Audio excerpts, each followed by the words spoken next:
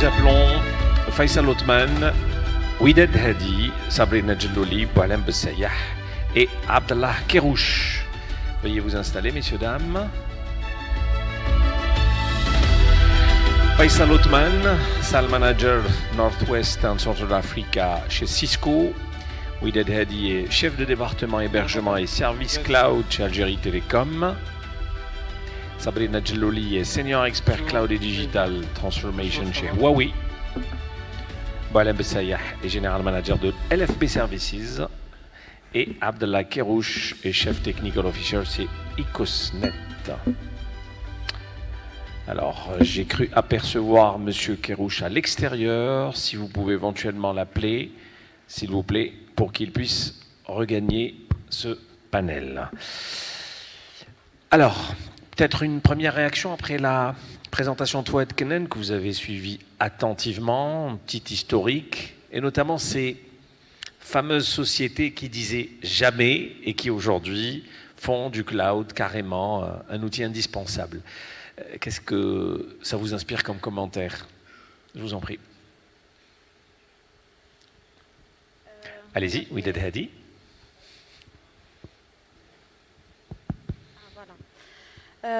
Comme premier commentaire par rapport à ce qui a été présenté, déjà je me présente, je représente la DSI d'Algérie Télécom, qui est en pleine transformation de son statut depuis un provider de services téléphonie et Internet vers un provider de services cloud.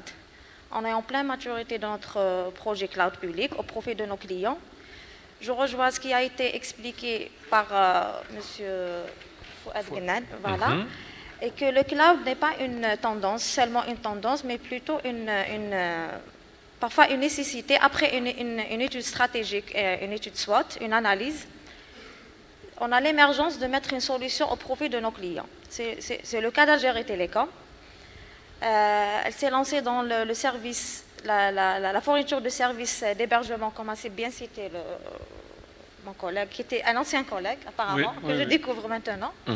C'était le lancement des services d'hébergement à l'état, si on peut dire, traditionnel, on ne peut pas dire archaïque, mais c'était la tendance d'antan. Mais à l'heure actuelle, il y a beaucoup d'entreprises qui cherchent l'autonomie, qui cherchent l'autogestion et qui n'ont pas une maturité dans l'IT, qui veulent vraiment externaliser les services. C'est qu'Algérie Télécom va les accompagner dans cette transformation.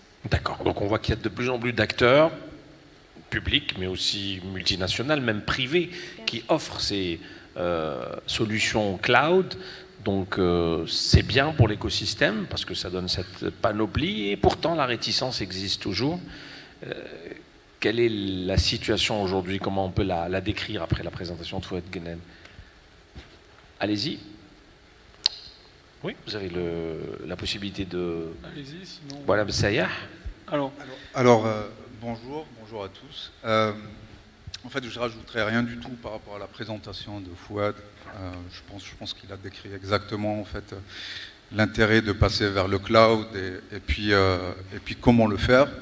Alors nous donc, je vais dire exactement en fait notre historique, parce que nous, on a été, on va dire, ça fait 10 ans en fait quand on a créé la société, on s'est positionné pour déployer en fait des solutions de cloud, et ça fait 10 ans, et on peut avoir en fait un retour. En fait, je vais parler exactement de notre expérience, parce que nous en fait on a un secteur, en fait on va vers les sociétés qui ont en fait, notre positionnement était plutôt les sociétés petites et moyennes entreprises, on va dire SMB, parce qu'on avait compris en tout cas que l'informatique en fait, traditionnelle va disparaître, et plutôt maintenant en fait on est sur une consommation de services. Et puis donc on est parti avec cette démarche-là, et on s'est rendu compte maintenant depuis pas mal d'années, qu'il y avait deux problématiques. En fait, la problématique de l'infrastructure, donc la bande passante bien sûr. En fait, on a toujours eu en fait cette réponse que ok, c'est bien de déployer du service, mais en fait, on avait un problème de bande passante. Mais je pense, ces dernières années, il y a eu une amélioration par rapport à ce point-là. Et le deuxième point, en fait, c'est toujours la sécurité. C'est vrai que c'est un point c'est vrai que les gens, en fait, ils ont été peut-être un peu trop sensibilisés par rapport à ce point, en disant, en fait, les données, ils ne sont pas sécurisées, on n'a pas vraiment la main sur nos données. Mais ce qu'il faut savoir, en fait, c'est que les données, en général, en fait, les gens consomment déjà du cloud. Par les réseaux sociaux, en fait, c'est un service, donc les données, ils sont déjà partagées, et les Algériens, en fait, partagent beaucoup de données sur cette partie-là. En fait, partager les données personnelles, réseaux sociaux, voilà. Donc je pense que il y a des choses à faire, enfin, qui sont améliorées vis-à-vis de la messagerie, de la collaboration. Et puis il y a des points qui sont toujours bloquants, mais je pense que tout le monde travaille pour ça. Faisal Othman ou Abdallah Kéouch sur ce point? Oui, donc je rejoins et je remercie donc l'intervenant qui a très bien expliqué la thématique du cloud. Effectivement, donc il y a toujours eu et il y en aura toujours une réticence par rapport à l'adoption d'une tendance qui a eu à se généraliser depuis maintenant une dizaine d'années. Après, bon, le cloud, on peut la considérer comme un voyage, hein, donc il y a des étapes. Il y a des entreprises, la première inquiétude, c'est la souveraineté des données. Ils ne sont pas très à l'aise à avoir des données hébergées en dehors de leur infrastructure traditionnelle. Après, bon, il y a la possibilité d'adopter des modèles hybrides, donc héberger une partie des données en premise et avoir une autre partie hébergée sur le cloud. Après, il y aura des problématiques, comme l'a expliqué mon collègue, c'est s'assurer bien sûr de la sécurisation des données et la faciliter, la possibilité de migrer les données, de passer de on-premise sur le cloud full et inversement. Parce que voilà, les entreprises, ils ont des environnements de production, des environnements de développement, des environnements de test. Mais la sécurisation aussi des données est très importante. Et aujourd'hui, il y a des spécialisations de cybersécurité dans des environnements multi-cloud, parce qu'aujourd'hui, il y a des grandes entreprises qui adoptent plusieurs fournisseurs de cloud, et donc le souci d'interopérabilité de ces données se pose avec acuité. Mais c'est quelque chose qui est inéluctable, et comme l'a bien soulevé mon collègue, c'est que c'est quelque chose qui a déjà commencé à impacter nos vies. Bon, on fait toujours allusion par exemple à Microsoft, donc l'outil Office qui est l'outil le plus utilisé par le commun des Algériens et dans le monde, qui ont été dans l'obligation d'adopter malgré eux le travail en cloud depuis maintenant pas mal d'années, et c'est quelque chose qui forcément va se généraliser et qu'il faut que tout l'écosystème, clients, intégrateurs et fournisseurs, mettent en œuvre, mutualisent les efforts pour se préparer, et parce que l'enjeu, le véritable enjeu, c'est vraiment la création des richesses de notre économie, la compétitivité par rapport à une économie de plus en plus globalisée, et donc se doter des outils de production pour faire face. Voilà. Sabrina Djellouli. Je vous remercie. En fait, je vous remercie aussi pour la présentation très instructive, et je pense qu'aujourd'hui, oui, je rejoins mes collègues, c'est une question inévitable de passer à la cloudification, voire big data.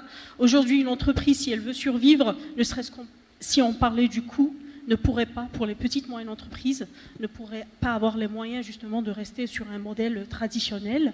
Mais je pense que nous, en tant que justement fournisseurs de cloud, on a donné le bon exemple, parce que nos entreprises, les plus gros leaders de cloud à travers le monde, ont commencé par eux-mêmes. Donc ils ont commencé par cloudifier leurs propres données. Donc les géants de l'industrie aujourd'hui ont toutes Pour donner leurs l'exemple. données sur... Exactement, pas que, mais pour aussi réconforter cet aspect sécurité, parce que le dilemme entre, OK, ça me coûtera moins cher de mettre mes données sur un cloud, que ce soit un cloud public, hybride ou privé, et le fait que je ne souhaiterais pas avoir une attaque, je ne souhaiterais pas justement, je souhaiterais réduire mes coûts par conséquent.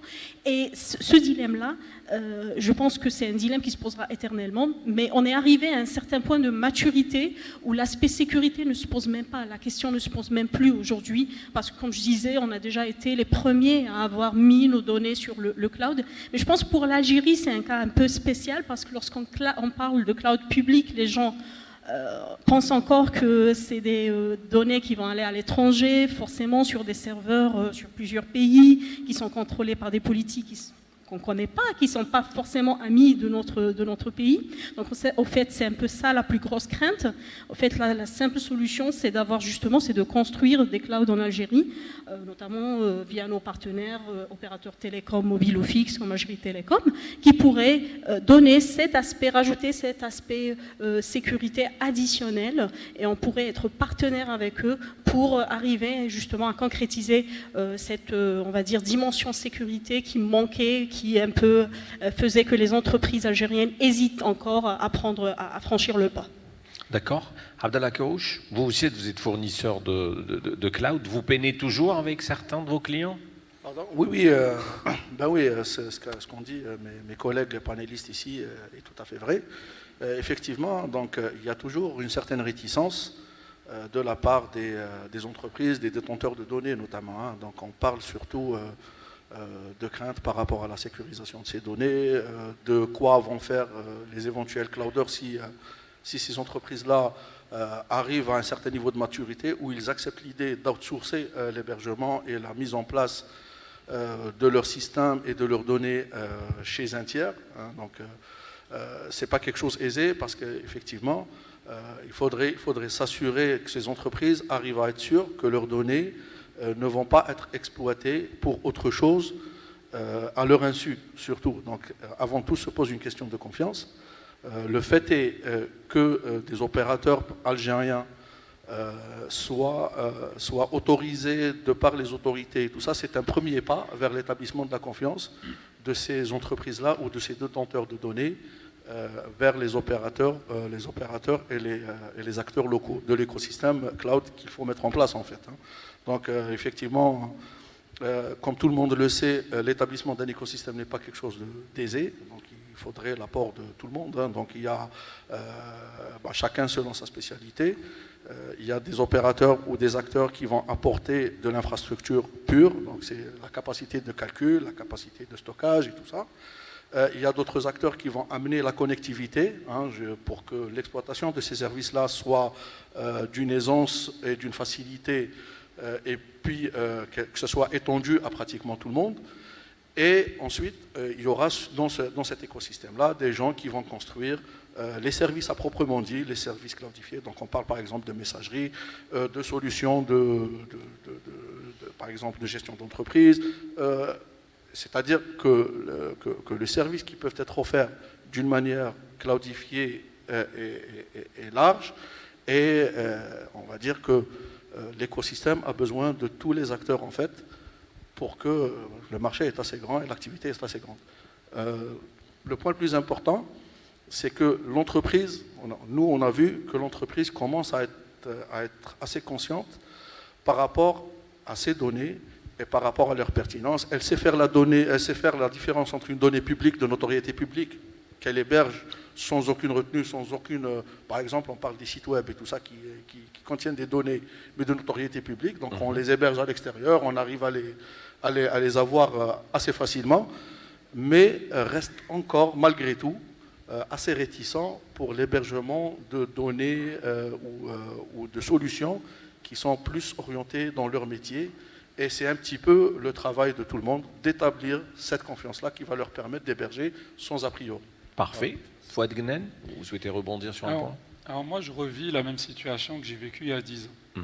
C'est-à-dire des entreprises qui n'arrêtent pas de parler de souveraineté de données, etc. Et qui pour autant, en fait, doivent voir la réalité en face. Un cloud souverain n'est pas fait pour tout le monde. Ça veut dire un cloud souverain, le terme souveraineté, c'est le traitement de la donnée souveraine, secteur public, données sensibles, secteur défense, etc. Donc on ne peut pas mettre toutes les données, ça veut dire, je ne sais pas moi, une donnée toute simple, mon statut Facebook, je ne vais pas le mettre dans le cloud souverain. Donc il y a ce jeu-là de la souveraineté, le cloud souverain, on ne peut pas tout mettre dedans parce que ça coûte très cher déjà, en termes de sécurité, en termes de mécanismes de sécurité. Et en même temps, est-ce qu'on veut tout mettre là pour la partie accélération économique? Donc ça, c'est le premier élément. Le deuxième élément dont je voudrais parler, c'est un exemple tout bête. On parle de souveraineté en France et de cloud souverain. Je vais donner un exemple. J'en parlais à une armée, je ne donnerai pas le nom du pays. On me disait, nous, la souveraineté, c'est très simple. C'est tout ce qui nous permet de gagner une guerre. Donc si le matériel, on l'achète chez les Russes, chez les Américains ou peu importe, nous, l'objectif, c'est de gagner la guerre. Donc le matériel peut ne pas être chez nous, mais si c'est une nécessité pour qu'on puisse gagner la guerre, ben on va aller le ramener. Et c'est la même chose aujourd'hui. Les entreprises privées, PME, petites entreprises, ne pourront pas, je pense, de mon point de vue, se payer un cloud souverain et n'en ont pas forcément la nécessité. Ils ont besoin d'accélérer, d'être compétitifs, là où un cloud souverain va être vraiment pour de la souveraineté, où là on est sur d'autres sujets, sur d'autres vitesses. Et encore, dernier point, c'est cette tendance, cette manie à avoir la cybersécurité en front.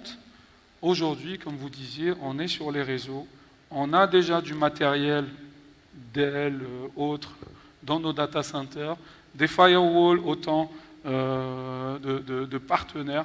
Il faut bien identifier nos partenaires, partenaires sûrs, pour construire avec eux ou pour travailler avec eux. Aujourd'hui, une grande entreprise, CAC 40 ou autre, pour se protéger et se prémunir du fait qu'on va utiliser ces données, commence premièrement par un contrat. Un contrat juridique qui permet de protéger, en fait, en cas de... Établi par les services juridiques des entreprises. D'une part et d'autre. Premier élément, et c'est tout simple, hein, j'ai envie de dire, c'est un contrat. Deuxième élément, c'est l'auditabilité de l'infrastructure. Ça veut dire que le clouder permet à l'entreprise, à un instant ou à un autre, d'auditer son infrastructure, ce qui permet d'identifier les lacunes, tout simplement.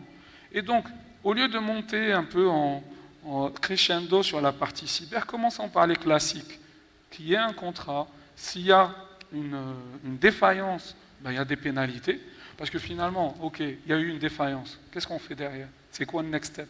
Ben, je veux des pénalités. C'est comme pour votre assurance, pour la maison, pour la voiture, créons déjà cet écosystème-là. Soyons sereins sur qu'est-ce qu'on demande comme pénalité, qu'est-ce qu'on veut mettre autour, et ensuite, donnons-nous les outils d'auditabilité du clouder. Il y a des entreprises aujourd'hui qui auditent, il y a des outils qui permettent l'audit d'infrastructures, et à partir de là, on peut commencer déjà à travailler. On pose le socle de confiance pour pouvoir travailler. Après que le clouder, j'ai envie de dire, soit africain, européen ou ailleurs, tout est dans le juridique. Souvenez-vous, le Cloud Act, qui est aux USA, permet à l'entité américaine d'auditer et de regarder toutes les données qui sont géographiquement sur leur territoire. Donc imaginez, Clouder Amazon... Ça reste les États-Unis quand même. Excusez-moi, je corrige, le Cloud Act oui. n'est pas juste c'est une loi extraterritoriale. Oui, c'est l'extraterritorialité. C'est l'extraterritorialité du droit américain. En vertu de ce Cloud Act, alors toute donnée ou toute prestation ou toute information transitant sur des infrastructures ou des solutions appartenant à des entreprises américaines, voilà, le détenteur de ces lois-là, il est justiciable au vu de la loi américaine. Donc c'est comme pour la monnaie. C'est comme pour la monnaie et le dollar. Voilà, tout à fait. La monnaie et le dollar, il y a exactement la même chose. Donc, donc comment en Europe on a fait face à ça? Ils ont mis des barrières, effectivement, des barrières réglementaires et juridiques, la RGPD notamment. Il y a des barrières. Ouais. Voilà, ce n'est pas des barrières technologiques, au fait. Ce n'est pas un sujet technologique. Il faut vraiment qu'on se renforce. C'est une question de confiance. Voilà, il faut vraiment qu'on se renforce sur la partie juridique et l'environnement de confiance. Voilà. Alors, il y a des questions sur la plateforme CTO Forum et rubrique Q&A. A-t-on des statistiques d'entreprises qui utilisent le cloud aujourd'hui en Algérie? C'est une question un peu difficile, mais je vous la pose quand même. Est-ce qu'on a des chiffres ou des statistiques, Alors, de la data pour oui, le cloud? nous, en tant qu'entreprise, on peut avoir les statistiques. Malheureusement, on parlait de l'écosystème. L'écosystème, c'est quelque chose qui est dirigé, on va dire, d'une certaine manière, suivant une stratégie et tout ça. Non, malheureusement, à ma connaissance, il n'y a pas d'organisme qui récolte et qui consolide ces informations-là. On aurait aimé les avoir. Il y a certaines données, encore une fois, qui sont de notoriété publique. Donc on sait, il y a par exemple quelque chose comme 100 000 sites algériens et 85-90% sont hébergés, localisés à l'étranger, chez des opérateurs étrangers. Les opérateurs de cloud algériens et d'hébergement algérien ne captent que 15%. Malheureusement, c'est très maigre comme statistique. Nous, on milite pour qu'il y ait une action, on va dire, ou une stratégie un peu qui nous permettent un petit peu d'avoir la visibilité dans ce qui se passe sur notre marché et sur notre activité notamment. Voilà. D'accord. Il y a une question pour Algérie Télécom, je vous la pose Madame Hadi. Alors, Algérie Télécom propose des services cloud publics au profit des organisations étatiques et privées. Doit-on comprendre que les institutions publiques sont tenues de passer obligatoirement par Algérie Télécom ou la loi a changé entre-temps? Voilà la question. Il y a une petite, j'ose dire, une petite correction par rapport à l'offre de service d'Algérie Télécom. À l'heure actuelle, elle ne s'est pas encore lancée dans le service cloud. Elle est en pleine conception et maturité de son projet. Mais ce qu'elle est en train de faire est l'offre de service d'hébergement à l'état classique, qui veut dire que le client ne s'autoprovisionne pas son service directement. Il passe toujours par Algérie Télécom pour ce faire. D'accord. Et on a vu qu'il y a une grande partie des entreprises, surtout les PME, où Algérie Télécom, elle se positionne comme le parrain des entreprises publiques, si on peut dire. Ils veulent externaliser leur IT, ou ça sera pris en charge par Algérie Télécom, d'où l'émergence et la nécessité de mettre le cloud. Et pour revenir à la deuxième partie de la question, est-ce qu'il y a obligation? On peut dire oui et non. L'obligation, elle est par rapport au fait, parce que ce qui a été expliqué précédemment, c'est la souveraineté de la donnée. D'accord. En tant qu'entreprise publique, voilà, on a l'obligation de tout garder sur le territoire national. Très bien. Et du coup, c'est toute entreprise publique ou administration, elle est tenue de suivre la stratégie. Très bien. Alors, dernière question, c'est un peu périlleux, essayez de ne pas trop faire de pub pour vos entreprises respectives. Je m'explique. Aujourd'hui, nous avons une profusion d'offres en matière de services cloud, énormément de fournisseurs sur le marché, public, privé, multinational. Mettons-nous à la place d'une entreprise lambda qui a envie justement d'accéder à ce cloud. Comment l'aider à faire son bon choix? Quels sont finalement les bons critères de sélection? On se met toujours à la place d'une entreprise lambda qui est dans tel ou tel domaine d'activité. Qu'est-ce qu'il leur faut comme premier critère déjà pour bien choisir leur fournisseur? Très bien. Donc, Sabrina Djlouli, allez, on merci. fera un tour de table global sur ça et on terminera là-dessus. Ok. Donc, je pense effectivement c'est une question très pertinente aujourd'hui, sans pub, sans quoi que ce soit. Laissons de côté ces aspects standards. Sécurité, aujourd'hui, c'est un must. On va plus comparer à tous les fournisseurs se valent presque dans l'aspect sécurité. Fiabilité, très important aussi, parce que vous avez une donnée, vous avez besoin qu'elle soit sur des sites redondants géographiquement, vous avez besoin qu'il y ait un backup, vous avez besoin aussi, notamment aussi, je parle de l'infrastructure, parce qu'aujourd'hui, on parle beaucoup du cloud, du big data, de l'applicatif, mais on oublie souvent qu'une technologie pareille a besoin d'une infrastructure qui est à la hauteur, c'est-à-dire un data center en norme, tier 3, tier 4 au minimum, hein, c'est-à-dire qu'une coupure d'électricité sur un transformateur ne devrait pas impacter les données d'une entreprise. Aujourd'hui, si on parle d'une solution fiable, c'est une solution qui sera end-to-end à partir de la couche infrastructure jusqu'à la couche cloud, application. On ne parle plus de l'AIS, on ne parle plus du PaaS, c'est plus vraiment du SaaS qui est exposé aux entreprises.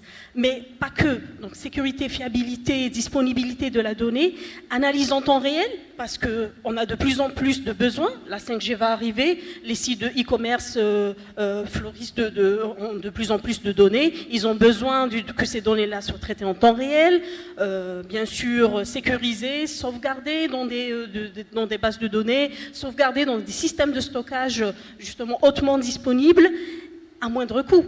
bien sûr. Donc tout ça devrait aussi prendre en considération l'aspect commercial, parce qu'on va aller beaucoup plus sur on va dire, un volume de données très élevé, qui a besoin d'être traité non seulement en temps réel, qui a besoin d'être sauvegardé, dont on a besoin d'accéder au moment T, mais on a besoin de cette donnée, on devrait être en mesure d'y accéder sans retard, sans impact sur le service. Donc tous ces aspects-là, c'est vraiment, on va dire, le standard, mais moi je voudrais en fait appuyer 3 autres aspects très importants, à savoir ce fournisseur cloud, est-ce qu'il est présent? Aujourd'hui, les entreprises algériennes sont encore au début de la transformation cloud. On a besoin de les accompagner. On ne peut pas faire juste du télétravail, du téléconseil. Il faudrait que la présence de ce fournisseur de cloud soit vraiment avec des experts, avec toute la panoplie nécessaire, soit en local. On devrait aussi parler de l'expérience du cloud public, parce que un marché comme le marché algérien, pour des entreprises algériennes, de droit algérien, on a besoin de stocker la donnée en Algérie, effectivement. Par contre, l'expérience du cloud public, être leader des services cloud publics est très importante pour 2 aspects, notamment l'expérience, parce qu'on a déjà traité des volumes très importants de données, on a des business très très différents sur le cloud public qui ont déjà été traités sur les plateformes, mais aussi pour la synchronisation de services. Aujourd'hui, des entreprises vont vouloir acheter de l'intelligence artificielle qui coûte extrêmement cher, mais si vous êtes fournisseur de cloud public aussi privé, il y a possibilité parfois de synchroniser certains services pour amoindrir l'investissement de l'entreprise. Je pense que de manière générale, ces aspects techniques, je pense que tout le monde est d'accord qu'il faudrait les avoir, mais il y a toujours une valeur ajoutée par rapport à une présence ici, par rapport notamment à la disponibilité de services rapidement, parce qu'il y a déjà une roadmap sur le cloud public qui peut être implémentée très rapidement sur le cloud privé, mais aussi on a besoin d'un partenariat de qualité pour pouvoir justement assurer cette gouvernance de données aux utilisateurs finaux.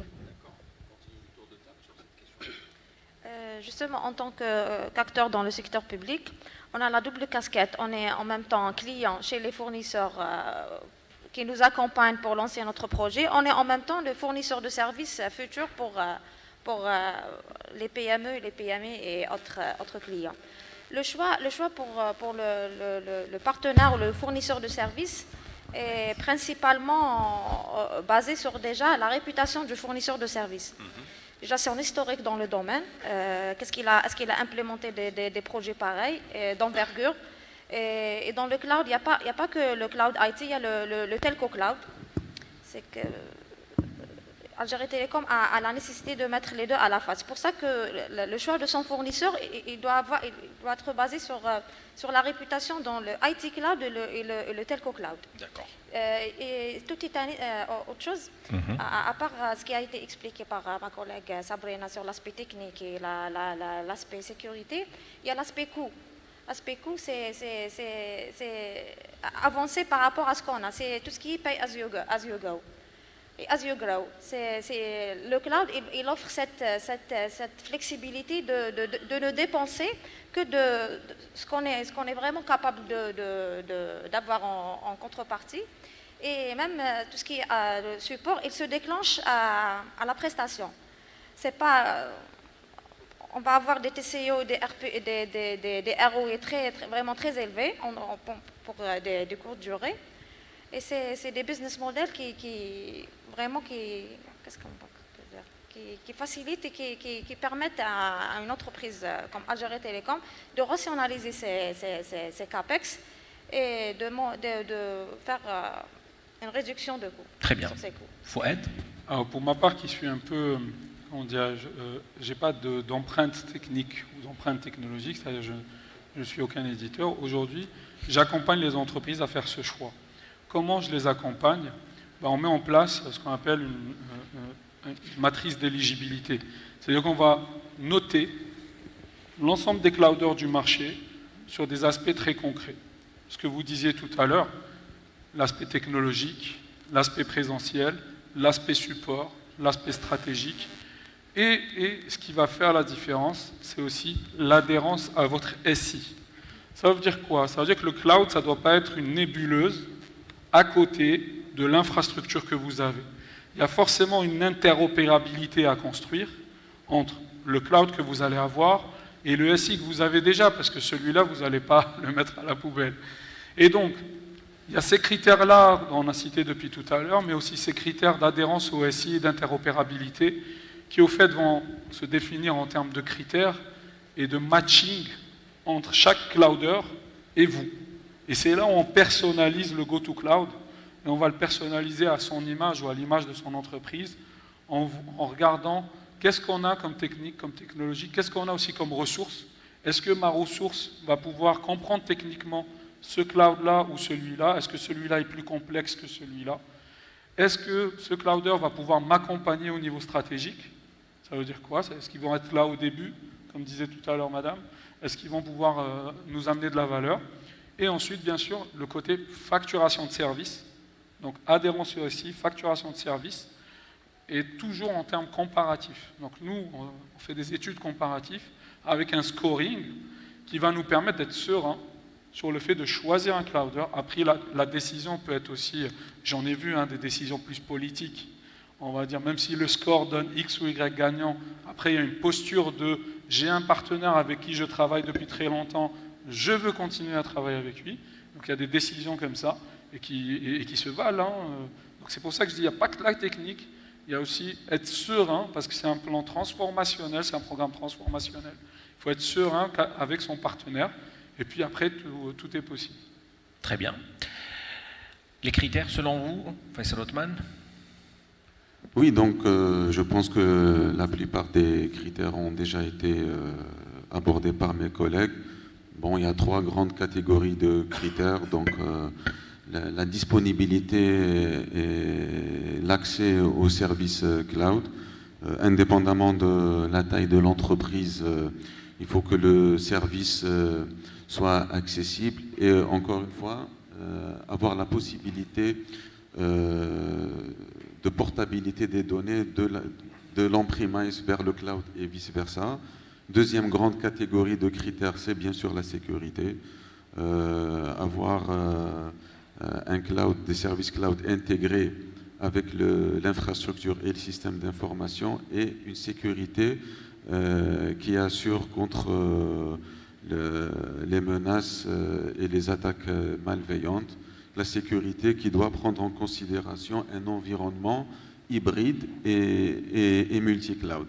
Et enfin, bien sûr, avoir une infrastructure qui est capable d'accompagner le client dans sa gestion du service cloud pour assurer, parce que in fine, la direction informatique doit assurer une disponibilité du service informatique pour se rapprocher des 100%. Donc s'assurer de la disponibilité du service en termes d'infrastructure et de sécurité. D'accord. Voilà, Messayah. Alors pour nous c'est très simple parce que en fait on a un acteur qui est international sur lequel en fait on puisse se baser par rapport aux solutions cloud. C'est le seul qui peut, jusque-là, qui commercialise en fait ces services. Et puis les acteurs locaux. Donc nous, on se pose la question, c'est simple, en fait, on regarde les contraintes du client. Si en fait ces contraintes, c'est vraiment de les héberger ici, ces données, il faut les héberger ici en Algérie. Donc on part pas sur un acteur local. Ou sinon, on regarde les services. Parfois, en fait, les acteurs qui sont présents ici, en fait, ils n'ont pas tous les services que le client demande. Donc là, on est obligé de passer directement vers un clouder international. Voilà. Donc c'est très très simple pour nous, en fait, la décision. D'accord. Voilà. On va conclure avec vous, Abdellah Kaouch. Bien sûr. Donc, c'est-à-dire, si je me mets à la place d'une entreprise, moi, j'aimerais pour une démarche de cloudification des services ou bien de mon service informatique, on va dire.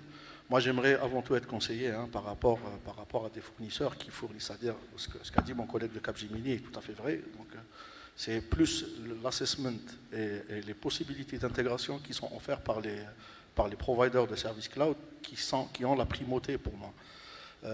Parce que c'est simple, parce qu'il est très difficile des fois rare de trouver un opérateur cloud qui a toute la panoplie dont a besoin une entreprise. Une entreprise, c'est un use case séparé et elle a des spécificités séparées et il faudrait pouvoir déjà dans une démarche de cloudification, pouvoir associer plusieurs fournisseurs des fois à la fois.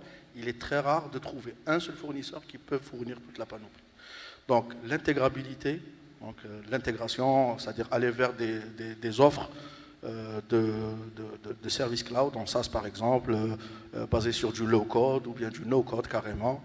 Bien sûr, ça c'est un must parce que ça permet à l'entreprise de gagner en efficacité et c'est la meilleure option qu'elle puisse avoir pour aller vers l'automatisation de ces processus et c'est-à-dire aller toucher vers la performance et donc aller vers la compétitivité.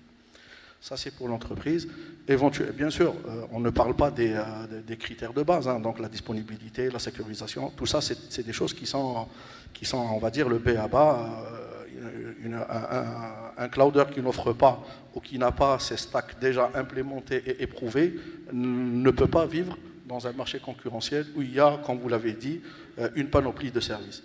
Donc, le cloud, il faut le voir comme étant une association de multiples acteurs qui offrent de petits segments de services, des microservices des fois, et ça permet à une entreprise qui est bien conseillée d'avoir très exactement ce dont elle a besoin sans dépenser plus, et elle a la garantie que ça fonctionne en toute harmonie.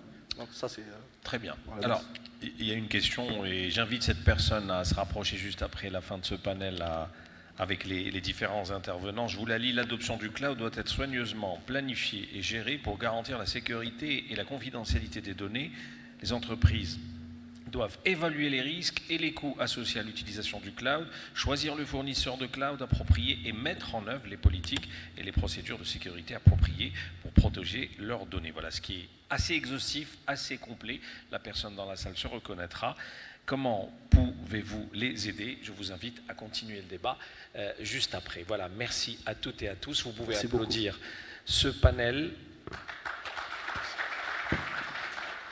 Vous êtes aussi des milliers à nous suivre via les 3 réseaux sociaux sur lesquels nous transmettons en direct ce live, bien sûr LinkedIn, Facebook et YouTube. On se retrouve à 14h ici même pour parler des métiers de l'IT, des talents de plus en plus rares. À tout à l'heure, merci.